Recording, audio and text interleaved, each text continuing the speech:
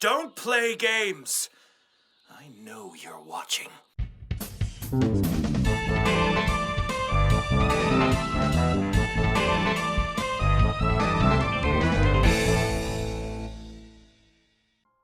Yes, we're doing a video about an anime and visual novel.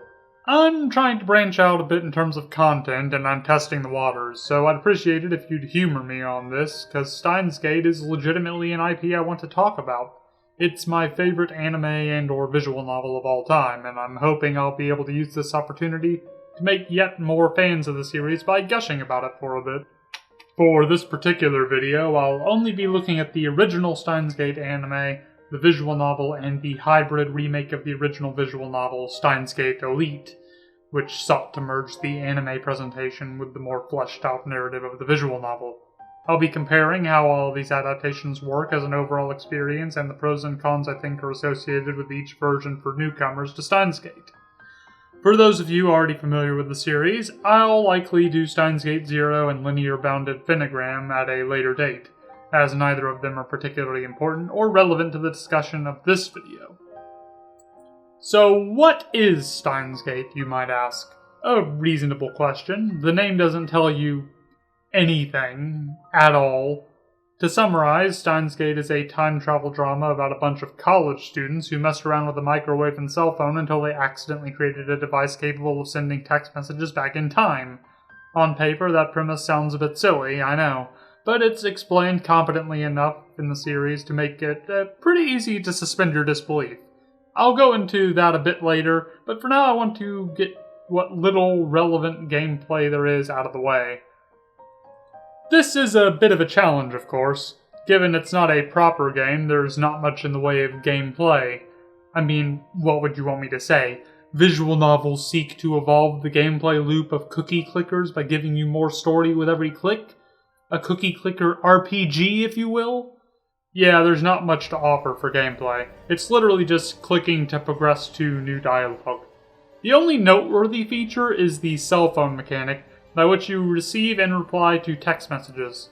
This is largely for achievement completion purposes and flavor texts, though, and doesn't usually amount to much. However, it was inexplicably tied to getting the true ending, requiring you to make a very particular set of text replies to the game's main heroine, Makise Kurisu. And this isn't exactly something you'd know without a guide or without me just flat out saying it here. The complications tied to this are more apparent depending on which version of the visual novel you're playing as well. In the original visual novel, when you receive any text message, you have to manually open up the phone in-game, and if you don't open it within a certain number of dialogue lines, you inexplicably lose your ability to reply, meaning that if you're trying to replay to get all of the endings and are speeding through dialogue, or if you're just not paying attention, you may find yourself having to load up an older save just so you're not screwing yourself out of getting the best ending. While it's no more apparent in the Elite version of the visual novel as to how significant text replies are, the version does at least have the benefit of stopping auto mode and shoving the texts in your face so you literally can't miss them even if you're not paying attention. So in that respect, I'm inclined to say that I like the gameplay of Elite more. But that's about it for gameplay. There are a handful of other story impacts texting can have, but I've already explained the blunt of it. So let's move on to the bulk of the series, the story. There will be mild spoilers, but I'll try not to go beyond what I think is necessary to persuade you to get into the series. All versions of Steins Gate necessarily follow the protagonist, the self-proclaimed mad scientist Okabe Rintaro. Hoin Kiyoma! I'm sorry, you said something? Hoin Kiyoma, as he and his friends bumble their way into inventing a text message time machine, also known as the Phone Wave, real name TBA, and wrap themselves up in a worldwide conspiracy. Importantly, the game never lets the greater scope of the narrative get in the way of the personal focus. Much like, say, Persona, it's ultimately a story about characters, and the overarching narrative is just a means by which to explore them. There are a lot of great characters in Steins Gate. Almost every character in it has some matter of depth to them, except the rodent. But to keep things more focused, I want to focus on the core cast. Okabe Rintaro, Makise Kurisu, Shina Mayuri, and Hashida Itaru. Let's start with the quote-unquote worst of the bunch, the character that arguably changes the most between the Japanese and English dubs, Hashida Itaru, otherwise known as Daru. Hack! Member 003! It's hacker. The way you say it makes no sense. Now, whether or not I personally enjoy this character really comes down to dub or sub, but regardless, I think his character does remain consistent. He's a fat, sweaty, perverted otaku that spouts memes and pop cultural references, who also happens to be a skilled programmer and hacker computer nerd. A bit of a stereotype. It's really easy to dislike him, especially if you're listening to the Japanese dub of the anime, where that's almost his entire character. But play the visual novel or give the dub a watch, and it does put him in somewhat of a new light. English dub in particular does make him immensely more enjoyable in my opinion, now that his attempts at humor are a bit more aligned with Western sensibilities. Nothing against Japanese humor, obviously, it's just some of the 2chan memes fly right over my head. Except... Nurupo.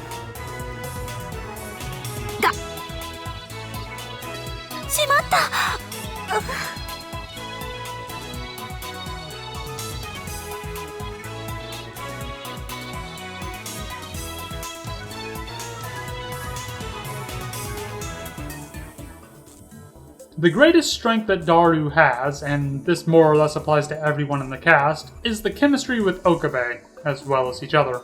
The best way to put it would be Okabe plays the straight man to Daru's perverted bullshit, while Daru plays the straight man to Okabe's equally delusional mad scientist bullshit. It makes for a fun pairing, and thankfully Daru isn't the kind of insufferable character to keep with the goofs at all times. In particular, I'm fond of how his friendship is close enough to Okabe to pick up on subtle cues as to when something is actually bothering him. He's not a great character by any stretch, but their dynamic is a pretty fun one. Shina Mayuri is Okabe's ditzy childhood friend. She is a ditz of the highest caliber and a cosplay enthusiast, in that she makes costumes, doesn't wear them. Her character is generally pretty weak and pretty one-note. Okabe dotes on her and leans on her for emotional support, but tries to avoid getting her wrapped up in anything too dangerous. She does have glimmers of development throughout the story, but for the most part, she's just a moe blob plot MacGuffin. And the only reason she's not below Daru on this list is probably just because she's fun. It's a shame, I can't talk about her most important moments in the narrative without spoiling. For the most part in the original Steins Gate, her character doesn't amount to much, but her presence isn't wasted, and ultimately makes the narrative more lighthearted and fun as a whole.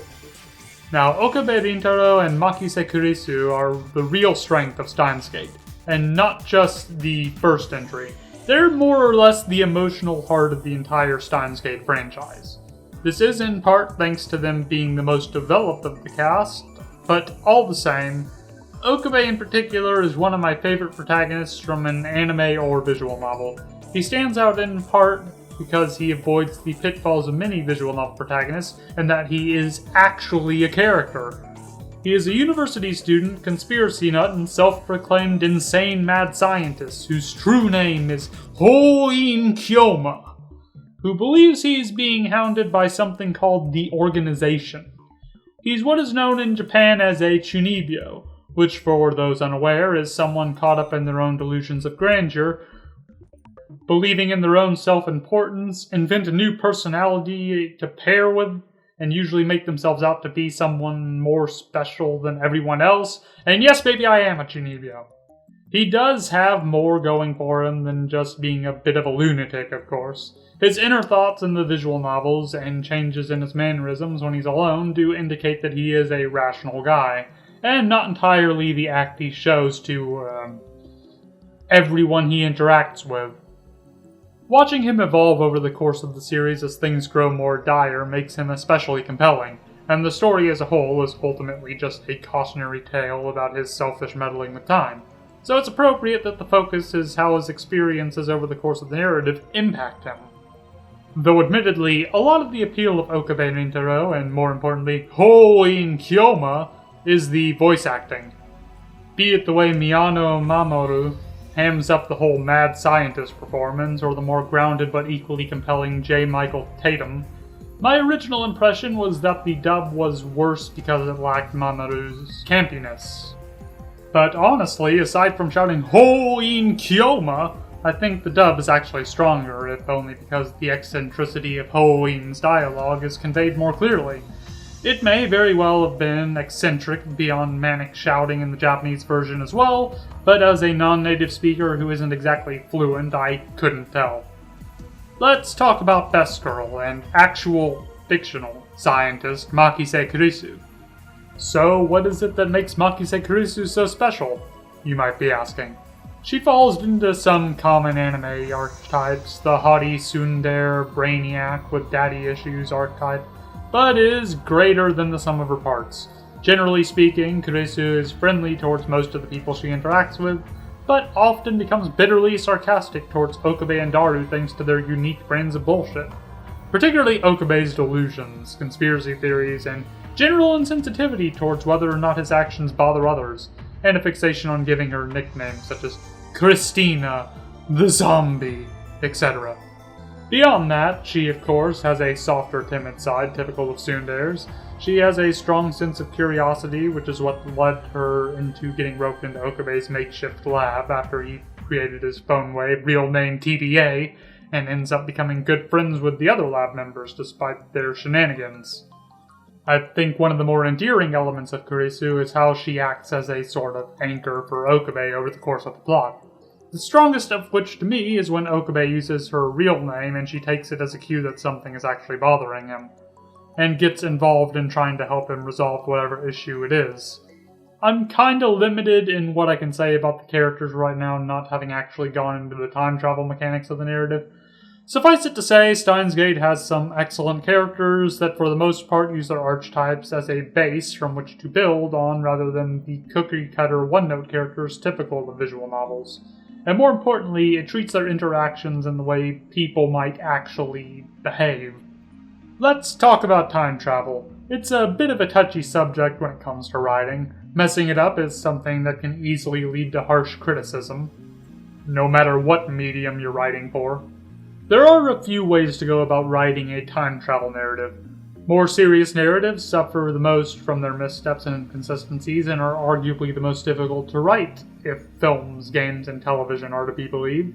So if you're to go this route, you'd best hope you're thorough in avoiding breaking your own established time travel rules. Alternatively, you could just not try at all and use time travel as a means to go on period-specific adventures and what have you. The possibilities are endless when you're going the less serious route. What makes Steins Gate remarkable in this regard is that it's one of the few series to actually handle it well. The series adheres primarily to a modified version of Everett's Many Worlds interpretation, which basically states that there is a separate world for every possible outcome that time can allow. In this series, if the past is changed, the timeline merely splits into two, one where the change occurred and one where it didn't. This helps avoid paradoxes that are usually associated with time travel. The primary focus of Steins Gate's time travel is on the butterfly effect, which touts that small changes can have large effects further down the line, and this series predominantly explores the concepts with the phone wave real name TBA's ability to send messages back in time. Now, obviously, this wouldn't amount to much on its own. The timeline would change, and everyone's memories would be different in the new timeline. So, how does the narrative get past this hurdle? Well, admittedly, this is probably the most hand-wavy, suspend your disbelief for this to work thing in the plot. And that's Okabe Rintaro's ability to retain memories across different timelines. His reading Steiner. This does have the side effect of him not being aware of anything that happened on a new timeline prior to when the shift happened beyond the text itself, but he's almost completely unaware of what effects the messages may have had since the receive date. Are you sufficiently confused? Good. The show, of course, does utilize other forms of time travel, but it's predominantly focused on the phone wave real name TBA's use. It's an interesting concept that is honestly a tad difficult to describe in a compelling way, but suffice it to say the series itself handles it beautifully. Now, let's get back to that comment about Makise Kurisu being an anchor for Okabe. As the smartest person in the room at any given time, when the time travel shenanigans and the butterfly effect's repercussions come to fruition and shit hits the fan, she's got an easier time grasping what's going on. She ends up being the one that helps Okabe try to undo the mistakes, even if she's no longer able to remember what happened on the other timelines. It's a great bit of characterization, showcasing that she cares about Okabe, and has a strong enough grasp on the events to help him piece together a solution. And it leads to what is probably my favorite scene in Steins Gate, but I'll leave that for you to discover for yourself. Well, I guess that's the story out of the way, so that just leaves presentation, version differences, and recommendations. And this is where things get a bit complicated on my end. I feel like the first and arguably most noteworthy difference between the visual novels and the anime is the multiple endings, of which there are 6. I personally think they're not a selling point in their own right, when you can just watch the anime for free and see the best ending, but should the anime intrigue you enough, it is worth it as a means to explore various aspects of time travel and the psychological toll they might impose, such as being stuck in a time loop for Lord knows how long, shifting the timeline to a state so far removed from what is familiar to you that you might as well be an amnesiac, through the eyes of everyone you know, amongst other darker concepts associated with time travel. Beyond alternate endings, there are quite a few noticeable differences with the narrative. While the anime is a far more digestible and less time-consuming venture than the visual novels, consequently it goes less in-depth, which is to be expected, of course. The visual novels go into excruciating details about the different concepts of time travel and why contemporary science doesn't support them, and applies the same level of care to explaining the science behind, say, the foam ray real name TBA. Much as I love the extra explanatory power of the visual novels, it is a relatively minor bonus to me. The anime adaptation never dumbs things down. It narrows down the essentials to follow the narrative, and explains just enough to suspend disbelief, and honestly, that's all it really needs to do.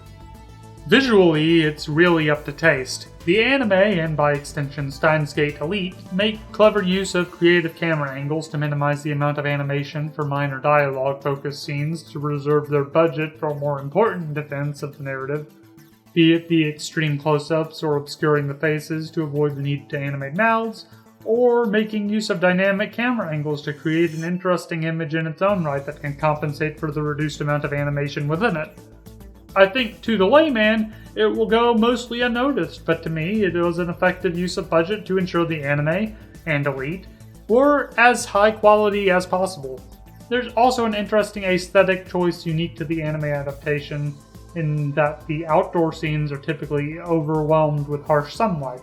Whether or not this was a way to reduce the cost of background art or a stylistic choice, I do find it pretty pleasing, especially when the contrast of shadows are applied. So I'd call it a net positive. Plus it makes sense narratively, if only because this takes place in the middle of summer. I honestly couldn't fault anyone for wanting to stick to the anime, but there is a certain charm to the original visual novel. I'm personally a big fan of Huke's art style. I'm not exactly sure how to describe it. Vivid and textured? Huke has kinda got a style all his own, and I think his art on its own kinda makes the visual novel worth it just by itself, assuming you're already sold on the narrative. If you're looking into checking out both the anime and the visual novels, I'd recommend the original visual novel. Steins Gate Elite recycles a lot of the animation from Studio White Fox's anime adaptation and includes some additional scenes for parts that weren't in that adaptation, which is to say, alternate endings. I recommend Steins Gate Elite only if you'd prefer a compromise between the animation of the anime adaptation and the more detailed narrative of the visual novel. You do lose out on the dub though, unfortunately. This particular recommendation of going with the anime is because it's freely available on YouTube on Funimation's channel in Japanese sub, and the dub is available on Funimation's website under their subscription service, or Netflix if you live in the UK or have a VPN. And now that Elite is out, the original visual novel has gotten a lot cheaper. That said, you can't go wrong with any of these. I personally recommend checking them all out, provided you end up liking it enough. I hope you all enjoyed the video. I really love Steins Gate. I'm admittedly a bit worried about how effectively I was able to convey my thoughts, since narrative isn't really my strong point when it comes to these videos. I hope, at the very least, my passion for the series might have rubbed off on you. This is a video I'm particularly interested in getting feedback on. Oh, and if you're interested in Steins Gate's anime, I'll put a link to Funimation's playlist on YouTube, assuming it still exists. If you enjoyed this video, be sure to like and subscribe, and I hope this video lit a fire under you.